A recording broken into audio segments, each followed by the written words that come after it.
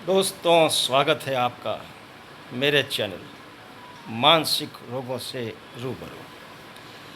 आज हम क्लेप्टोमेनिया पर कुछ बातें करेंगे।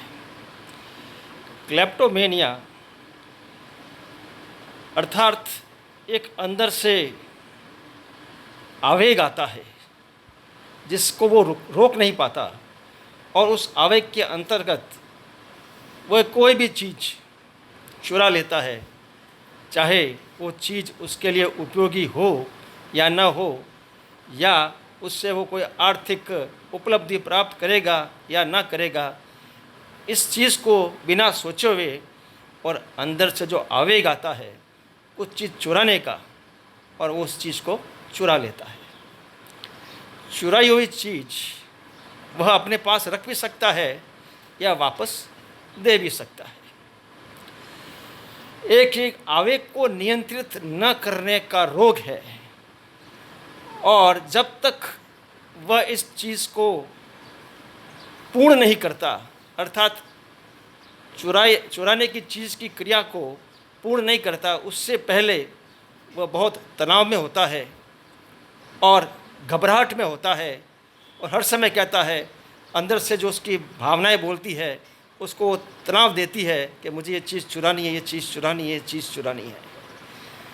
और जब वो चीज़ चुरा लेता है तो अंदर उसको एक संतुष्टि का भाव पैदा होता है, एक ग्रेटिफिकेशन होता है, एक सेटिस्फैक्शन होता है कि मैंने इस वेग को, इस आवेग को, जो चीज़ चुराने का था उसे मैंने पूर्ण कर लिया है, और उससे संतुष्टि का भाव होता है।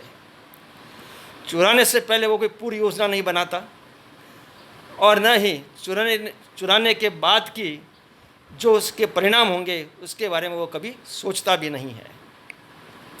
हाँ, ये क्रिया और ये व्यवहार कभी उसके गुस्से का परिणाम नहीं होना चाहिए कि उसने गुस्से में कुछ ऐसा कार्य कर लिया है, या गुस्से के नियंत्रण में आकर उसने ये कार्य किया है, उससे वह परिभाषित नहीं होनी चाहिए क्रिया।